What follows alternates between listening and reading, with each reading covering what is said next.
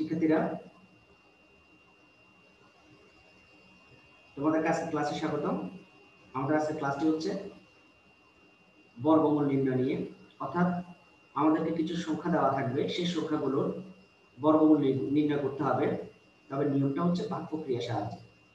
এখন ভাগ প্রক্রিয়ার সাহায্যে বর্গমূল নির্ণয়ের জন্য আমাদেরকে যে বেসিক নলেজগুলো জানা লাগবে সেটি হচ্ছে, প্রথমে বর্গ কাকে বলে সংজ্ঞাটা জানতে হবে। তাহলে আমি যদি তোমাদেরকে প্রথমে বর্গের সংজ্ঞাটা যদি জানানোর চেষ্টা করি, সেটি হচ্ছে বর্গ কাকে বলে।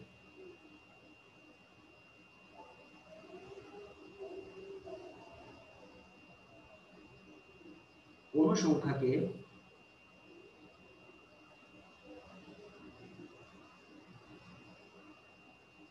ওই সংখ্যা দ্বারা গুণ করলে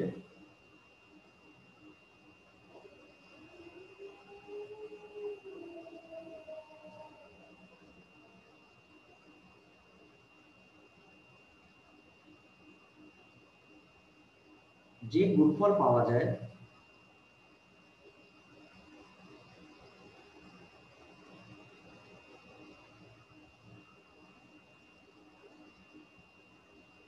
তাকে ওই সংখ্যার বর্গ বলে।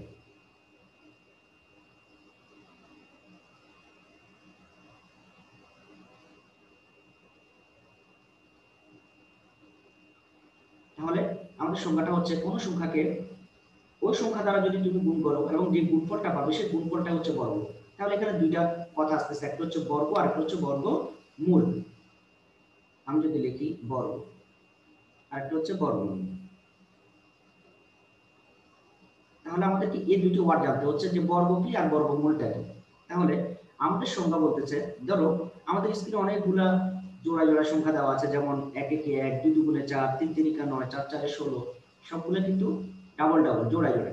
এখন আমি যদি বলি যে এই যে 3 তিরিকা 9, 9 হচ্ছে গুণফল, তাহলে গুণফলটা হচ্ছে বর্গ, কার বর্গ? 3 এর বর্গ। তাহলে আমি যদি বলি বর্গটা কি? 3 এর বর্গ 9। এটাই আমাদের সংখ্যাতে বলা আছে যে কোন সংখ্যাকে ওই সংখ্যা দ্বারা গুণ করলে যে গুণফলটা তুমি পাবে সেটি হচ্ছে বর্গ সংখ্যা। তাহলে 3 এর বর্গ হচ্ছে 9। আর যদি বলি 9 এর বর্গমূল কত? 9 এর বর্গমূল 3।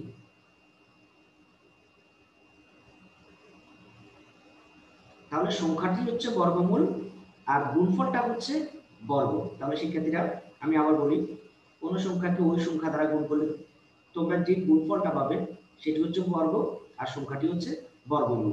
তাহলে আজকের আমাদের যে ক্লাসটি হচ্ছে সেটি হচ্ছে ভাগ প্রক্রিয়ার সাহায্যে বর্গমূল নির্ণয়। বর্গমূল নির্ণয়ের জন্য আমাদেরকে দুটি টপিকস ভালো করে জানতে হবে, সেটি হচ্ছে কোনটি বর্গ আর কোনটি বর্গমূল। বর্গ হচ্ছে গুণফল আর বর্গমূল হচ্ছে ওই সংখ্যাটি। তাহলে চলো আমরা আমাদের নির্ধারিত যে কাজটি আছে ভাগ প্রক্রিয়ার সাহায্যে বর্গমূল নির্ণয়, আমরা সেটি করব। আমাদের স্ক্রিনে 5টি কোশ্চেন দেওয়া আছে, তার মধ্যে আমাদেরকে বলা হয়েছে বর্গমূল নির্ণয় করার জন্য ভাগ প্রক্রিয়ার সাহায্যে। এখন আমরা যদি আমাদের প্রথম কোশ্চেনটি যদি করা শুরু করি,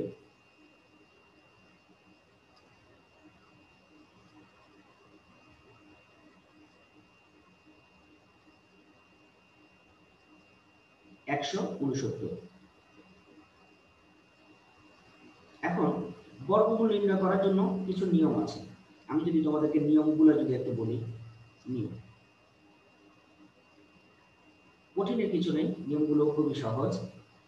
করতে করতে যদি নিয়ম অ্যাপ্লাই করি তাহলে কিন্তু খুব সহজ হয়ে যায়। তারপর আমি করার আগে তোমাদেরকে নিয়মগুলো বলে দিই।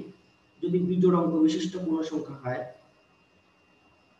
বিজোড় অঙ্ক বিশিষ্ট সংখ্যা হলে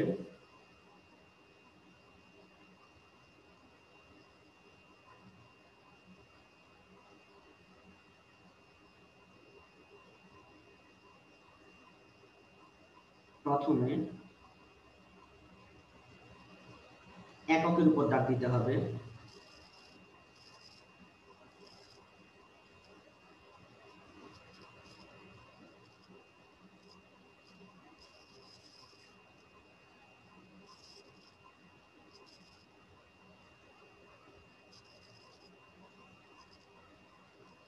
তারপর জোড়ায় জোড়ায় দাগ দিতে হবে।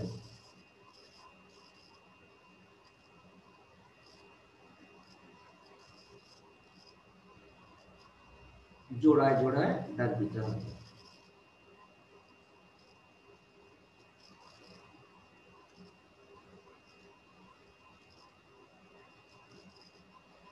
তাহলে যদি ব্যাপারটা যদি একটু ক্লিয়ার করি তোমাদের কাছে, যেমন 169 আমরা তাহলে প্রথম যেটি একটি বিজোড় অঙ্ক বিশিষ্ট তিনটা অঙ্ক বিজোড়, সুতরাং প্রথমে একের উপর দাগ দিব, তারপর জোড়ায় জোড়ায় দাগ দিব। যদি যেমন 11,025 এই সংখ্যাটি যদি ধরি, এটিও একটি বিজোড় সংখ্যা, কারণ বিজোড় অঙ্ক সংখ্যা, কারণ এখানে অঙ্কের সংখ্যা হচ্ছে 5টি, 2টি 3টি 4টি 5টি, তাহলে 5 যদি হয় অবশ্যই বিজোড় সংখ্যা। তাহলে এটি হচ্ছে বিজোড় অঙ্ক বিশিষ্ট একটি সংখ্যা, তাহলে প্রথমে এককের উপর দাগ দিব, তারপর জোড়ায় জোড়ায় দাগ দিব এইভাবে। তাহলে নিয়ম নিশ্চয়ই তোমাদের কাছে বোধগম্য হয়েছে যে আমাদের কথাটা ছিল যে বিজোড় অঙ্ক বিশিষ্ট হলে প্রথমে এককের উপর দাগ দিব, তারপর জোড়ায় জোড়ায় দাগ দিব। 2 নম্বর নিয়ম যদি বলি, যদি জোড় অঙ্ক বিশিষ্ট হয়,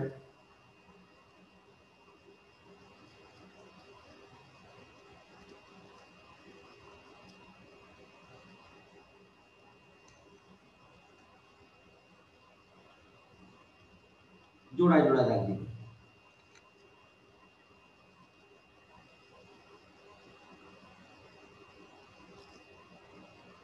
জোড়ায় জোড়ায় দাগ দিতে হবে। এটাই ছিল মূলত আমাদের নিয়ম। নিয়মগুলো ছিল যখন আমরা গণিত করা শুরু করবো, যখন অ্যাপ্লাই শুরু করবো, তখন তোমাদের কাছে আরো ব্যাপারটি ক্লিয়ার হয়ে যাবে। চলো আমরা শুরু করি অ্যাপ্লাই করা।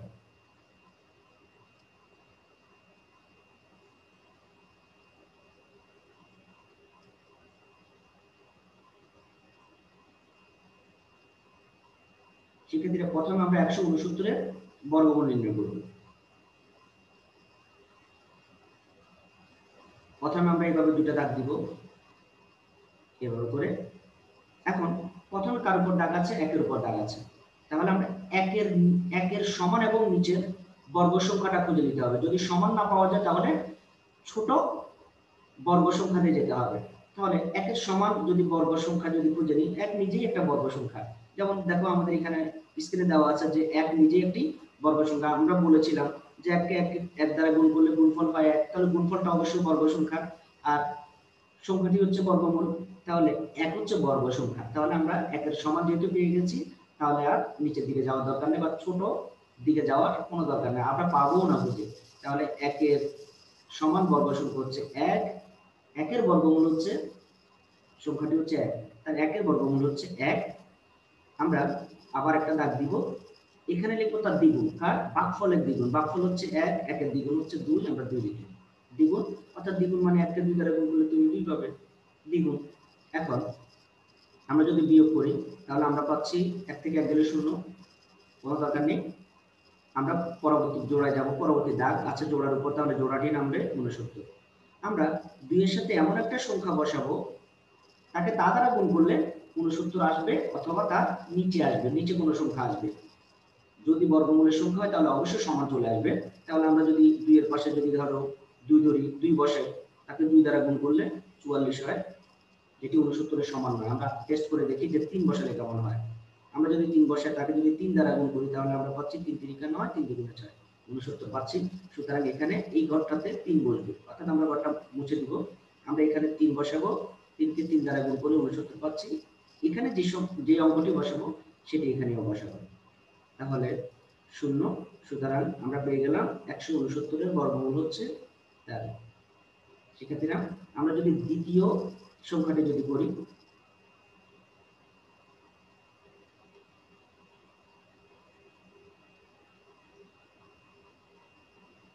961, তাহলে আমরা দাগ দিলাম, দুইটা দাগ দিলাম।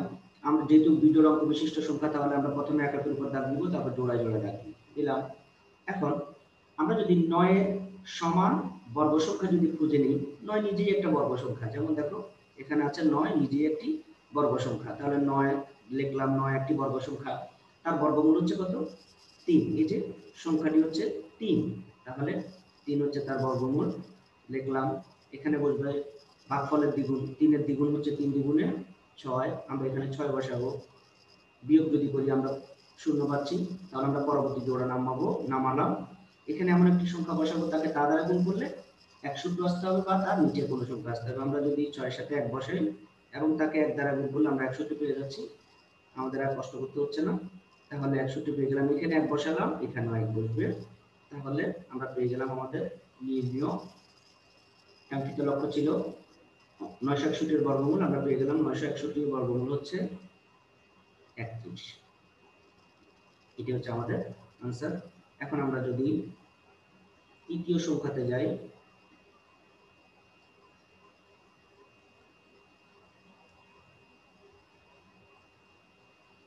তিন নয় ছয় নয়।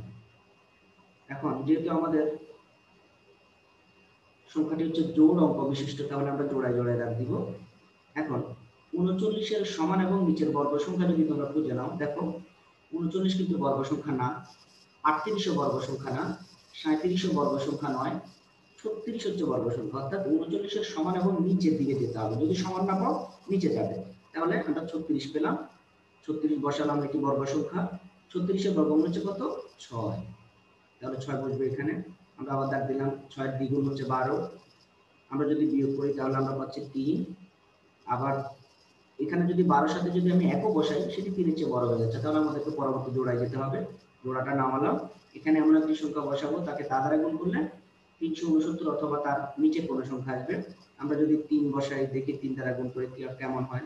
3 3 9, 3 2 6, 3 একে 3, আমরা পেয়ে গেলাম 369। অর্থাৎ আমরা এখানে 3 বসালে আনসারটি পেয়ে যাই। এখানে 3 বসলে এখানেও 3 বসবে। সুতরাং শিক্ষার্থীরা 3969 এর বর্গমূল হচ্ছে 63। এটি হচ্ছে আমাদের आंसर। এখন আমরা যদি পরবর্তী সংখ্যাতে যাই,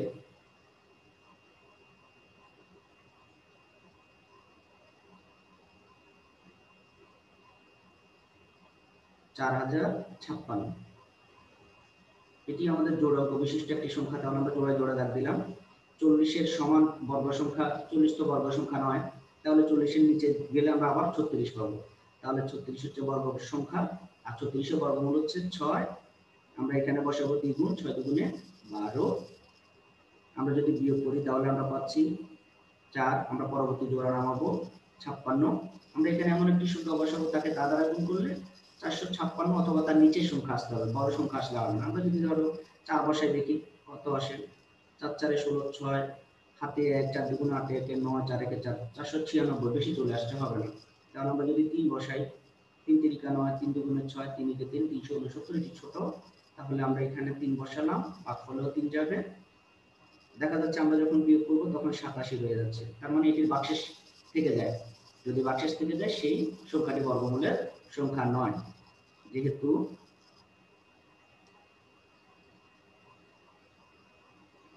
যেহেতু ভাগশেষ 87, সুতরাং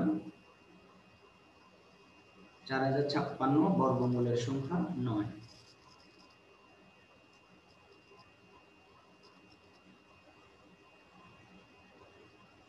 শিক্ষার্থীরা, আমরা আমাদের শেষ অঙ্কটিতে আসছি।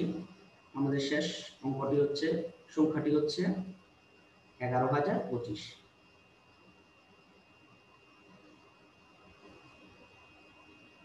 তাহলে আমরা যদি বিজোড় অঙ্ক বিশিষ্ট দাগ দিই, প্রথমটার উপর দিলাম, তারপর জোড়ায় জোড়ায় দিলাম।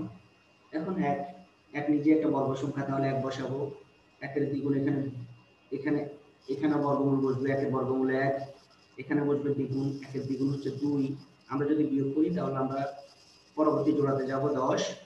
এখানে আমি যদি 1 বসাই, যদি ধরো তুমি যদি 1 বসাও, তোমরা 1 দ্বারা 1 কে গুণ করলে 21 হয়ে যায়। 21 কিন্তু 10 এর চেয়ে বড়, তাহলে আমাদেরকে আরেকটা জোড়া নামাতে হবে, 25 নামানো। এই জোড়াটার জন্য তোমাদেরকে ভাগফলে একটি শূন্য দিতে হবে।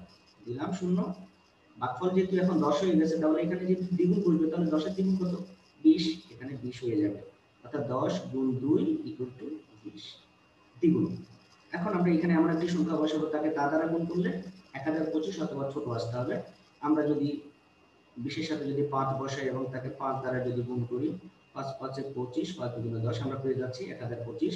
তাহলে এখানে 5 বসলে এখানেও 5 বসবে, আমরা পেয়ে গেলাম 1025।